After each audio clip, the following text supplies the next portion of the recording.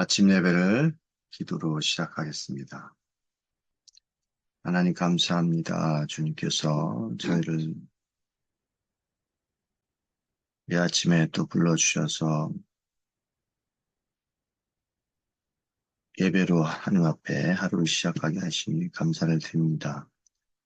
늘 저희의 죄성으로 인해 주님의 거룩하심과 의로우심에 저희들이 접근하지 못하여서 주님 앞에 저희가 구원을 받았지만 성령님께서 저희에게 주님의 우리를 위해서 십자가를 못 박혀 죽으시고 부활하신 것을 늘 생각하게 하시어 주님의 그런 능력에 의지하지 않는다면 하나님 앞에 나가서 예배할 수 없고 또한 하나님께 우리의 모든 것을 맡길 수도 없고 하나님 앞에 모든 것을 아뢰 수 없다는 것을 이 시간 고백합니다. 하나님 저희들을 늘 붙들어 주시고 하나님께서 은혜를 내려주셔서 주님의 우리의 구원자이시오, 아유시오, 방패시오, 우리를 사랑하신 분이시오, 우리의 구원의 뿌리시라는 것을 늘 기억하며 살아갈 수 있는 인도해 주시기 원합니다. 다윗이 시편을 통해서 주님의 어떠하심을 고백하고 주님의 그런 크신 능력에 힘입어 비록 죄인이었지만 주님의 구원하심에 의존하며 삶을 살았던 것처럼 저희들도 그런 삶을 살아갈 수 있는 인도해 주시기 원합니다. 저희들의 삶이 너무 힘들어서 때로는 주님이 속히 오시기를 바라며 주님의 파루시아를 열망하며 이 땅에서 살아갈 때도 있고 또한 이 땅에서 너무 저희들이 즐겁고 저희들 육신과 또한 영혼이 즐거워서 하나님이 때로는 늦게 오기를 바라는 하나님의 파루시아가 늦춰지기를 바라는 그런 잘못된 마음도 있사옵나이다. 어떠한 상황이 들지라도 늘 저희의 상황에서 주님이 우리와 함께 하시고 또한 저희가 주님이 안 계시다고 하는 그런 상황 속에서도 주님이 우리와 늘 함께 하신다는 사실을 잊지 않고 살아갈 수 있는 데 시원합니다. 주께서 우리에게 주신 은혜를 망각하지 않게 하시고 또한 이 땅에 살아가면서 우리에게 맡겨주신 사명을 주님의 거룩하신 뜻에 따라서 이룰 수 있도록 성령님께서 친히 저에게 깨닫게 해주시고 함께 하여 주시기 원합니다. 가정에 있든지 교회에 있든지 직장에 있든지 학교에 있든지 심지어 집에서 설거지를 하고 아이를 키우든지 어떤 자리에 있든지 간에 주님의 다스림과 통치가 있다는 사실을 우리의 몸과 영혼을 통해서 심지어 언행을 통해서 말을 통해서도 드러날 수 있도록 인도하여 주시기를 원합니다. 주님의 뜻을 이 땅에 드러나지 못하는 저희들을 용서해 주시옵시고 붙들어 주시고 함께해 주시고 나며 우리 주 예수 그리스도의 이름으로 기도했사옵나이다. 아멘.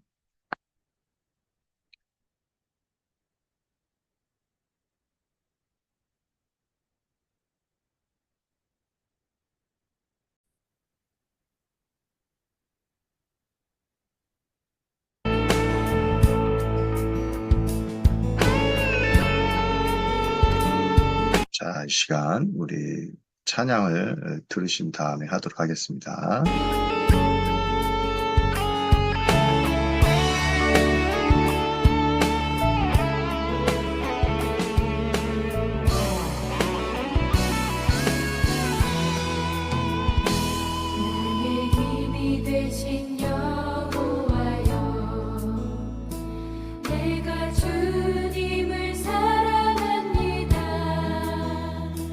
주는 나의 반석이시며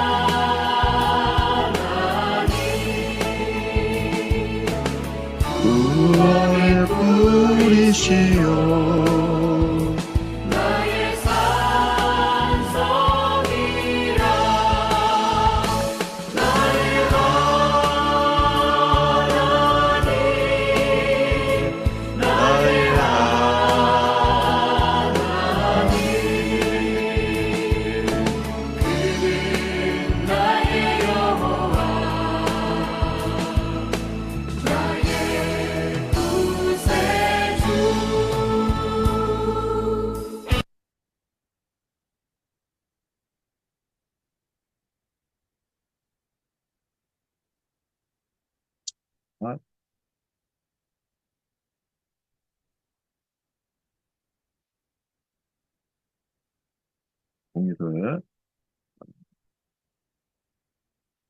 했습니다. 다른 걸로. 자, 오늘 방금 우리가 들었던 이 복음성가는 오늘 시편 18편, 8편에 나와 있는 내용을 고백한 겁니다. 되게 은혜로운 찬송이죠.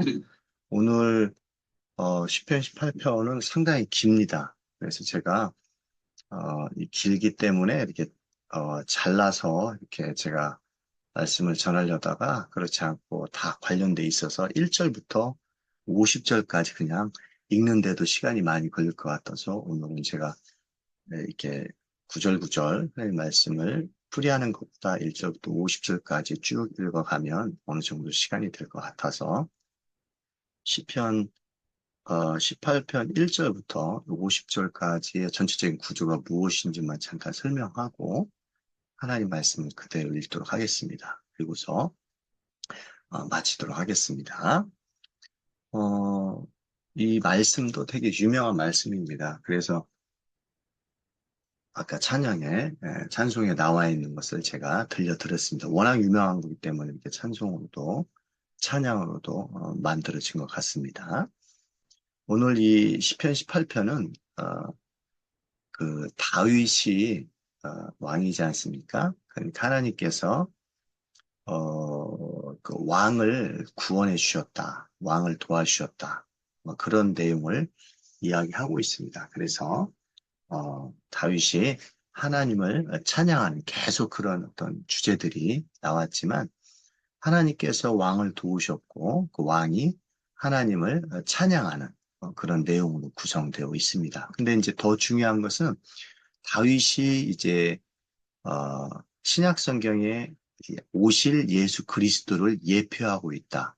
뭐 그것과도 관련된 중요한 그 시편입니다. 그래서 이제 그 바울 같은 경우에는 이제 이 시편 18편을 예수 그리스도의 어떤 그런 오실 예수 그리스도가 이방인과 유대인들의 구원자로 오실 것이라는 것을 이 시편 18편을 인용해서도 말씀을 하는 그런 유명한 시편입니다. 그래서 전통적으로 이제 신학자들은 이 시편 18편을 그 다윗이 이제 예수 그리스도의 상징이었다. 이제 그림자 역할을 했다. 이거를 이제 중점적으로 다루는 본문으로 이야기를 하고 있습니다.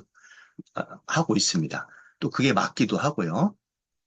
그래서 이제 다윗의 어떤 그런 계보를 통해서 결국에는 이제 마태복음에도 나와 있지만 예수 그리스도가 나오시지 않습니까? 그것도 이제 다 관련된 거죠. 그래서 이렇게 이제 또 이야기를 하고 있습니다. 자, 그러면은 이제 오늘 전체적인 이제 이 엄청나게 깁니다. 시편 18편 1절에서 50절인데 우리가 계속 이야기하고 있지만 이제 하나님을 찬양하는 그런 음, 그 표현들이 되게 많죠. 자, 그럼 한번 보겠습니다. 1절에서 3절은 이제 하나님을 찬양하는 어떻게 보면은 어, 서론적인 부분이죠. 왜 하나님을 찬양하는지 그거를 다루고 있습니다. 아, 1절에서 3절은 그래서 이 시편 18편의 어떤 주제, 목적에 대해서 이제 이야기를 하고 있다고 볼 수가 있습니다. 그래서 이제 어떻게 보면 인트로덕션이라고도 볼 수가 있습니다. 찬양의 어떤 서론적인 그런 말씀을 하고 있는 거죠. 1절부터 3절입니다. 이따가 한번 같이 읽어보도록 하겠습니다. 그래서 이제 이 전체, 이 시편 18편의 이제 전체 목적과 주제를 1절에서 3절에서 이제 이야기를 하고 있고, 그 다음에 4절에서 19절은 하나님의 구원하심을 이제 이야기하고 있는 거죠. 그죠? 그래서 이제, 좀 구체적으로 얘기하면 4절, 5절은 과거의 고난에 대해서 자기가 힘들었던 이야기에 대해서 얘기를 하고 있고, 저자가, 다윗이. 그 다음에 6절에서는 하나님에게 그 상황을 이야기하고 있다는 것을 묘사하고 있습니다. 그 다음에 7절에서 15절은 하나님의 현현, 하나님의 나타나심. 그죠? 이제 7절에서 15절은 하나님이 이 세상에 오심. 그죠? 그걸 이제, 기독교 이제 용어로는, 신학적인 용어는 하나님의 현현이라고 얘기합니다. 뭐, 테오판이라고 하는데, 이제 7절에서 15절 하나님의 그 테오판이 현현에 대해서 묘사하고 있는데, 왜 이런 걸 묘사하고 있느냐? 결국에는, 그, 하나님의 나타나심이, 그죠? 그이 세상에 이제 하나님께서 나타나셔서, 오셔서 어떠한, 그, 효과와 결과가 있는지를 묘사하고 있는 거죠. 그죠? 쉽게 하면 하나님께서 세상을 다스리고 통치하시는데, 그거를 드러내기 위해서 이제, 어, 7절, 15절에는 하나님의 현현을 묘사하고 있습니다.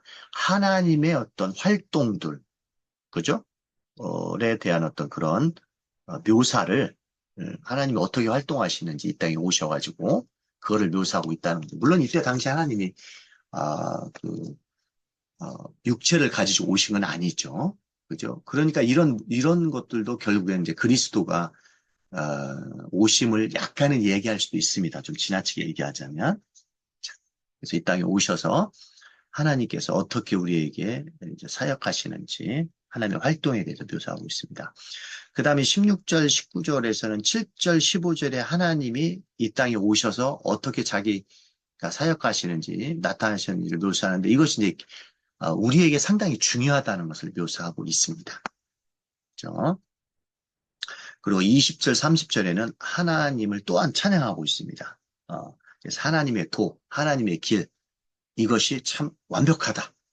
라는 것을 중점적으로 이야기를 하고 있고, 마지막으로 31절에서 50절은 주님께서 왕에게 주신 승리에 대한 찬양을 하고 있습니다. 그러니까 다윗 왕에게, 이제 이따 읽어보겠지만, 이제 주님께서 왕에게 주신 승리가 어떤 것인지에 대해서 이제 찬양을 아주 구체적으로 하고 있습니다. 그 다음에 이런 노래, 이 찬양은 결국에 메시아의 승리의 신학의 근거를 두고 있다는 거죠. 이제 이게 이제 결국에는 하나님께서 왕에게 승리를 주셨다는 거죠. 그게 결국에는 신약에 와서 예수 그리스도가 이 땅에 오셔서 죽으시고 부활하신 그 승리의 모습을 묘사하고 있다라는 것을 예표하고 있는 거죠. 어떻게? 그래서 이게 메시아의 찬양, 뭐 그것과도 연관되는 거죠. 그러니까 이 구약에서 하나님께서 왕에게 적으로부터 승리를 주신 거잖아요. 그걸 찬양하고 있어요, 왕이. 이걸 똑같이 신약에 오면 그 왕이 예수 그리스도인데 예수 그리스도가 이 땅에 오셔서 죽으시고 부활하셨다는 것을 결국에는 죽음에서 승리하셨다는 것을 찬양하고 있다는 거죠. 그죠? 똑같이 하나님 앞에 감사하면서 예수님께서 그런 모습과 똑같다는 것을 이야기하고 있습니다. 그래서 메시아의 승리에 대한 찬양을 이제 예표하고 있다는 것을 얘기하고 있습니다. 그러니까 어떻게 보면 이런 면에서 구약이 이제 예수 그리스도의 오심을 예표하고 있고 증언하고 있다는 거죠. 그죠? 그래서 이제 구약 성도들은 예수님이 오심을 이제 어떻게 보면 메시아의 오심을 갈망하면서 그것이 성취되고 구현되기를 바랬다는 거죠. 그죠? 그런 면에서 우리는 구약시대 성도보다는 더 은혜를 받은 사람입니다. 왜 그럴까요? 예수 그리스도가 오신 이후에 우리는 살아가고 있기 때문에 구약 성도들이 갈망하고 욕구하고 소망했던 걸 우리는 이미 성취된 걸 보고 살아가는 성도이기 때문에 우리는 더 복받은 성도죠. 구약시대에 살았던 아브라함보다도, 다윗보다도 더 복받은 사람입니다. 왜냐하면 이미 성취된 걸 우리는 성경을 통해서 바라본 거죠. 그걸 예수 그리스도가 성취했으니까. 구약에는 그림자만 본 거고 우리는 그림자의 완벽한 모습, 원형을 보고서 우리는 신앙생활을 하기 때문에 우리는 더욱더 은혜를 받은 사람이라고 볼 수 있습니다. 그런 사람의 모습으로 우리는 살아가야 되는데 그렇지 못하게 살아간 거에 대해서 조금 우리는 안타까워하면서 하나님 앞에 더 열심히 기도하면서 생활해야겠죠. 자, 그래서 46절에서 50절은 송영, 닥설러지 하나님을 찬양하는 거죠. 구원하신 하나님에 대한 개인적인 헌신도 얘기하고 있고 아까 얘기한 것처럼 49절은 이방 민족과 유대인을 위해서 예수 그리스도가 오셨다라는 것을 바울이 로마서 15장에서 인용하고 있다는 거죠. 시편 18편을. 이런 식의 이제 구조로 여러분들이 보시면 될 것 같습니다. 그죠? 자, 그러면 이제 오늘은 이 이제 다윗이 이제 하나님을 이제 찬양하는 왕을 하나님께서 구원해 주셨다, 도와주셨다. 그리고 그게 결국에는 신약 성경의 예수 그리스도, 다윗 중에도 예수 그리스도를 예표하셨다. 그죠? 다윗이 예수 그리스도를 상징한다. 그죠? 메시아의 땅에 오셔서 승리하신 것처럼, 죽으시고 부활하셔서 승리하신 것처럼, 그걸 예표하고 있다라는 것을 염두에 두면서 여러분들이 시편 18편에는 18편 1절에서 50절을 지금 읽고 기도로 마치도록 하겠습니다. 자, 그러면 읽도록 하겠습니다. 여기 보니까 제목이 주님께서 다윗을 그의 모든 원수의 손과 사울의 손에서 건져주셨을 때 다윗이 이 노래로 주님께 아뢰었다. 그는 이렇게 노래한다라고 나와 있죠. 자, 그럼 제가 천천히 읽겠습니다. 시편 18편 1절입니다. 나의 힘이신 주님, 내가 주님을 사랑합니다. 아까 우리가 찬양에서 나왔었죠. 찬송에서 나의 힘이신 여호와여, 내가 주님을 사랑합니다. 읽는 것 자체만으로도 참 은혜가 되지 않습니까, 여러분? 주님은 나의 반석이시오, 나의 요새시오, 나를 건지시는 분이시오. 나의 하나님은 내가 피할 바위시오, 나의 방패시오, 나의 구원의 뿌리요. 여기 구원의 뿌리라는 것은 결국에 힘이라는 겁니다. 뿔. 그죠? 방패는 막는 거지만 뿌리라는 것은 공격하는 거라는 거죠. 그죠? 공격할 수 있는 힘. 그러니까 방패와는 반대되는 거를 묘사하기 위해서 뿌리라는 거죠. 뿔로 공격을 할 수 있잖아요. 방패로는 방어하는 거잖아요. 그러니까 주님께서 이런 방어자가 되실 뿐만 아니라 적으로부터 나를 보호하시고 그 다음에 적이 공격했을 때 방패 역할을 하실 뿐만 아니라 적을 물리치시는 그런 뿔의 역할을 하고 있다는 것을 얘기하고 있습니다. 나의 산성이시다. 이게 메타포입니다. 비유입니다. 얼마나 멋지십니까? 힘이시고 반석이시고 요새시고 그죠 여러분? 이게 엄청나게 멋있는 표현들입니다. 우리는 이런 분을 의지하고 살아가고 있지 않습니까 여러분? 정말 감사해야죠. 그죠? 우리가 힘들 때에 만 이런 걸 표현한 것이 아니라 평상시에도 우리 주님이 이렇다는 거죠. 이거를 제가 이제 설명을 구체적으로 못합니다. 시간이 이제 많이 지나서 그냥 읽는 것만으로도 여러분이 잘 아실 줄 알고 있습니다. 그리고 은혜가 되실 줄 알고 있습니다. 3절입니다.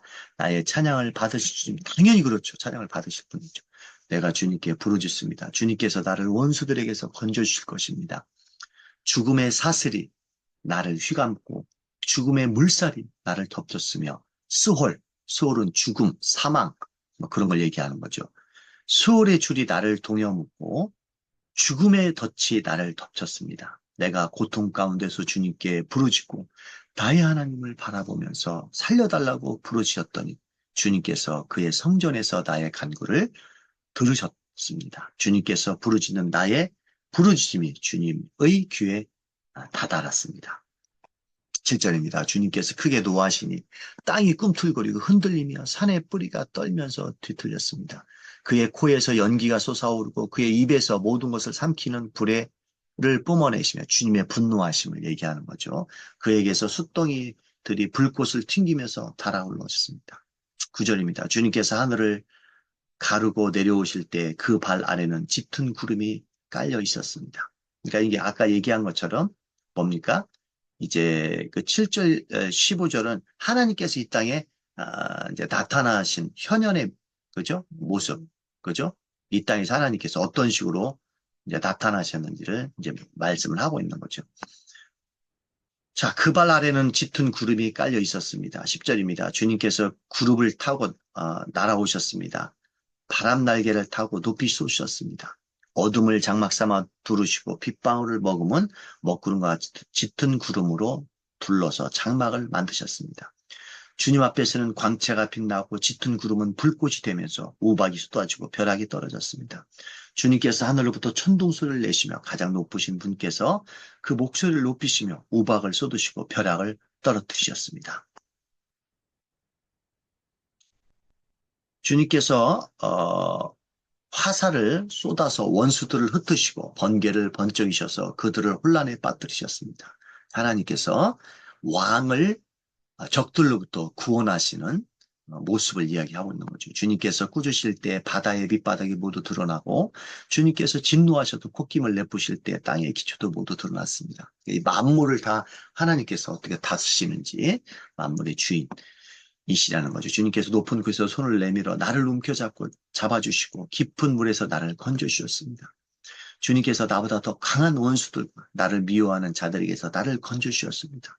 내가 재난을 당할 때에 원수들이 나에게 덤벼들었으나 주님께서는 오히려 내가 의지할 분이 되어 주셨습니다. 이렇게 나를 좋아하시는 분이시기에 나를 넓고 안전한 곳으로 데리고 나오셔서 나를 살려주셨습니다. 내가 의롭게 산다고 하여 주님께서 나에게 상을 내려주시고 나의 손이 깨끗하다고 하여 주님께서 나에게 보상해 주셨습니다. 진실로 나는 주님께서 가라고 하시는 그 길에서 벗어나지 아니하고 무슨 악한 일을 하여서 나의 하나님으로부터 떠나지도 아니하였습니다. 주님의 모든 법규를 내 앞에 두고 지켰으며 주님의 모든 명령을 내가 버리지 아니하였습니다. 그 앞에서 나는 흠없이 살면서 죄 짓는 일이 없도록 나 스스로를 지켰습니다. 그러므로 주님께서는 내가 의롭게 산다고 하여 나에게 상을 주시며 나의 손이 깨끗하다고 하여 나에게 상을 주셨습니다. 주님께서는 신실한 사람에게는 주님의 신실하심으로 대하시고 흠없는 사람에게는 주님의 완전하심을 보이시며 깨끗한 사람에게는 주님의 깨끗하심을 보이시며 간교한 사람에게는 주님의 절묘하심을 보이십니다. 주님께서는 연약한 백성은 구원하여 주시고 교만한 눈은 늦추십니다. 아, 주님, 진실로 주님은 내 등불을 밝히십니다. 주 나의 하나님은 나의 어둠을 밝히십니다. 참으로 주님께서 나와 함께 계셔서 도와주시면 나는 날쌔게 내달려서 적군도 뒤줄 수 있으며 높은 성벽이라도 뛰어넘을 수 있습니다. 하나님께서 하시는 일은 흠도 없으십니다. 주님께서 하시는 말씀은 티도 없으십니다. 주님께로 피하여 오는 사람에게 방패가 되어주십니다. 우리의 피난처시죠. 주님밖에 그 어느 누가 하나님입니다. 우리 하나님밖에 그 어느 누가 구원의 반석이겠습니까? 오직 하나님만 이런 역할을 하신다는 겁니다. 하나님께서 나에게 용기를 북돋아 주시며 하나님께서 나의 길을 안전하게 지켜주십니다. 그러니까 왕을 승리로 이끄셨다는 거죠. 그죠? 하나님께서는 나의 발을 암사슴의 발처럼 빠르게 만드시고 나를 높은 곳에 안전하게 세워주십니다. 하나님께서 나에게 싸우는 법을 가르쳐 주시지 나의 발이 놋쇠로 된 강한 활을 당깁니다. 하나님께서 우리를 인도하시기 때문에 우리가 이 땅에서 살아간다는 겁니다. 주님께서는 나를 지키시는 방패를 나의 손에 들려주시고 주님께서는 오른손으로 나를 강하게 붙들어 주셨습니다. 그러니까 하나님의 방패, 하나님이 우리의 방패신데 우리가 그 방패 역할을 할 수 있도록 어떻게 하면 우리에게 방패도 주신다는 겁니다. 내가 힘창에 걷도록 주님께서 힘을 주시고 발을 잘못 디디는 일이 없게 하셨습니다. 얼마나 치밀하십니까? 나는 원수를 뒤쫓아가서 다 죽였으며 그들을 전면시기까지 돌아서지 않았습니다. 그들이 나의 발 아래에 쓰러져서 다시는 일어서지 못하도록 그들을 내가 무찔렀습니다. 주님께서 나에게 싸우러 나갈 용기를 북돋아 주시고 나를 치려고 일어선 자들을 나의 발 아래서 무릎 꿇게 하셨습니다. 주님께서는 나의 원수들을 내 앞에서 등을 보이고 도망가게 하시고 나를 미워하는 자들을 내가 완전히 무찌르게 하셨습니다. 그들이 아무리 둘러보아도 그들을 구해줄 사람은 하나도 없고 주님께 부르짖었지만 주님께서는 끝내 응답하지 않으셨습니다. 그래서 나는 그들을 산산이 부수어서 먼지처럼 바람에 날려 보냈고 길바닥에 진흙처럼 짓이겨 버렸습니다. 주님께서 도와주셔서 적으로부터 내가 승리를 했다는 다윗의 고백입니다. 주님께서는 반역하는 백성에게서 나를 구하여 주시고 나를 지켜주셔서 뭇 민족을 다스리게 하시니 내가 모르는 백성들까지 나를 섬깁니다. 나에 대한 소문을 듣자마자 모두가 나에게 복종합니다. 이방 사람들조차 나에게 와서 굴복합니다. 이방 사람이 사기를 잃고 숨어 있던 요새에서 나옵니다. 자, 이제 주님을 찬양합니다. 주님은 살아계십니다. 이것도 하나 핵심이죠. 시편 18편에. 주님은 살아계십니다. 모든 거짓 그런 어떤 이방신들은 죽어 있지만, 그죠? 하나님께서는 살아계신다는 거죠. 나의 반석이신 주님을 찬양합니다. 그래서 나를 구원하신 하나님 높이 찬양합니다. 하나님께서 나의 원수를 갚아주시고, 그러니까 우리가 이 세상에 살면서 원수를 갚을 필요는 없습니다. 오히려 그런 사람들을 기도해야 됩니다. 비록 그게 힘들지라도 못 백성을 나의 발 아래 굴복시켜 주셨습니다. 하나님께서 하신다는 거죠. 주님은 원수들에게서 나를 구하여 주셨습니다. 나를 치려고 일어서는 자들보다 나를 더욱 높이셔서 포악한 자들에게서 나를 건지셨습니다. 그러므로 주님, 백성이 보는 앞에서 내가 주님께 감사를 드리며 주님의 이름을 찬양하겠습니다. 주님은 손수 세우신 왕에게 어떻게 했습니까? 요거는 내가 뒤에 말씀을 제가 그 모르고 빠뜨렸네요. 그냥 성경에 나와 있는 여기 50절 읽도록 하겠습니다. 주님은 손수 세우신 왕에게 큰 승리를 안겨주신 분이십니다. 손수 기름을 부어 세우신 다윗과 그 자손에게 한결같은 사랑을 영원 무궁하도록 베푸시는 분이십니다. 아멘. 우리 주님의 이런 크신 은혜를 오늘날 다윗이 구약시대에 맛보았던 것처럼 우리 신약에 살고 있는 이 다윗을 대신해서, 그죠? 다윗이 대신해서 이 땅에 다윗의 역할을 하신 것처럼 예수 그리스도가 이 땅에 오셔서 다윗의 그런 일들보다 더 크신 일을 이루셔서 우리에게 그 구원하신 일을 적용시켜 주신 것처럼 우리는 그런 하나님을 감사드리며 찬양하는 그런 사람이 되셨으면 좋겠습니다. 잠시 기도하기 바치겠습니다. 하나님, 오늘 시편 18편을 통해서 주님을 찬양할 수 있는 그런 백성들로 불러주시니 진심으로 감사드리며 우리 주 예수 그리스도의 이름으로 기도했사옵나이다. 아멘.